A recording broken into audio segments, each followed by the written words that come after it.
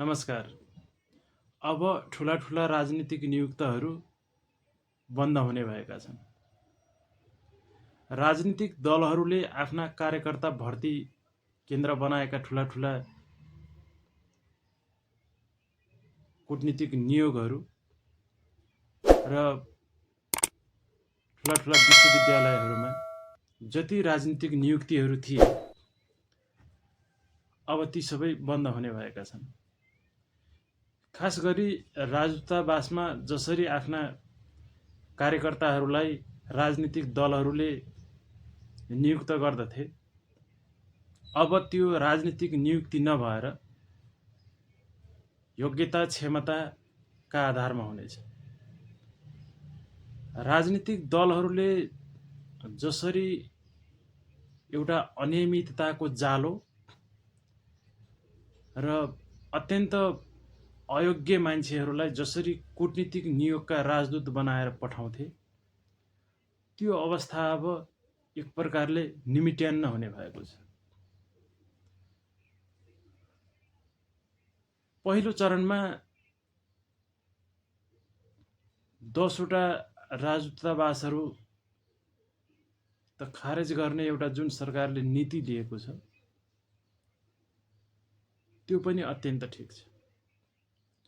किनभने काम नभएका देशमा र आफ्ना नागरिक नभएका देशमा खर्चिलो भाडा, अनेकन थरीका सुविधा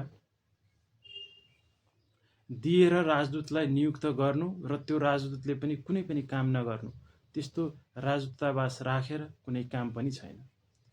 हाम्रो देशमा अहिले 44 वटा राजदूतावास छन्, जहाँ 34 वटा दूतावास छन् भने 10 वटा महावाणिज्य राजदूतावास छन्। यी सबैको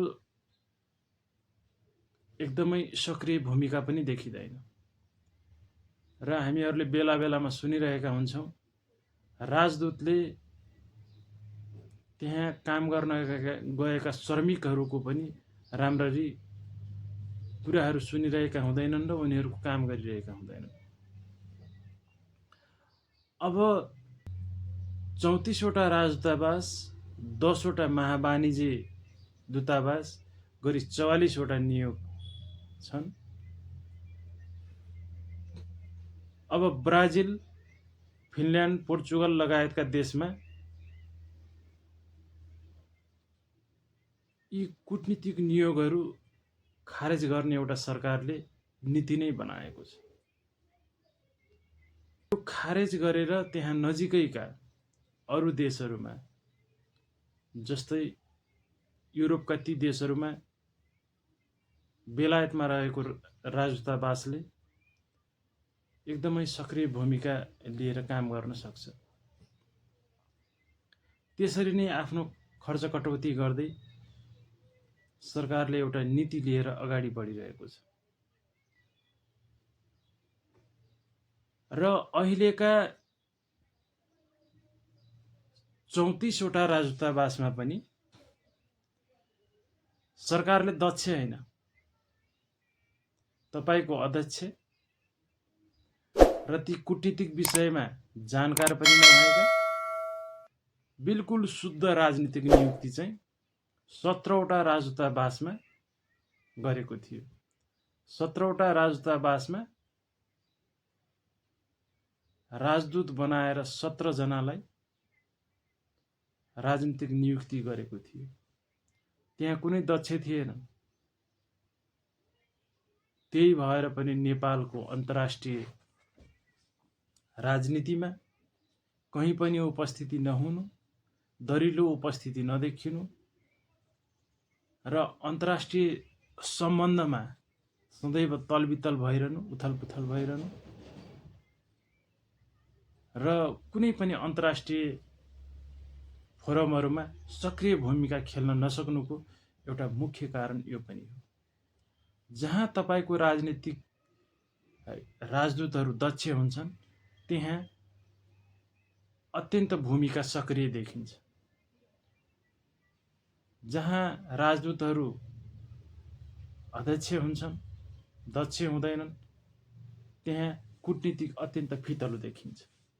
त्यसकारण पनि सरकारले अब राजदूतहरूलाई पनि एउटा अरू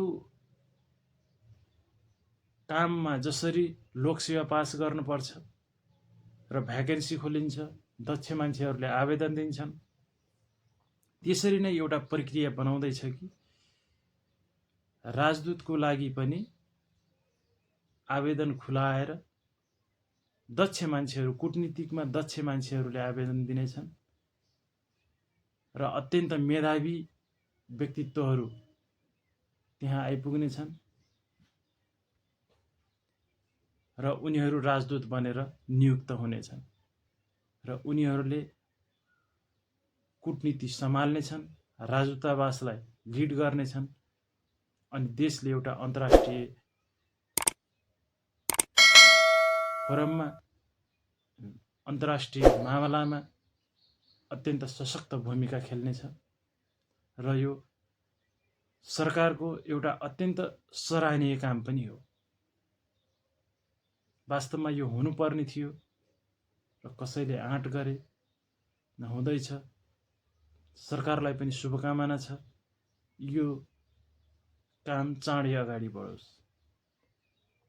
भिडियोलाई मन परे लाइक, शेयर, सब्स्क्राइब गर्न नबिर्सनु होला र म यस्तै भिडियोहरू हजुरहरूसम्म लिएर आउनेछु। हवस् त, धन्यवाद।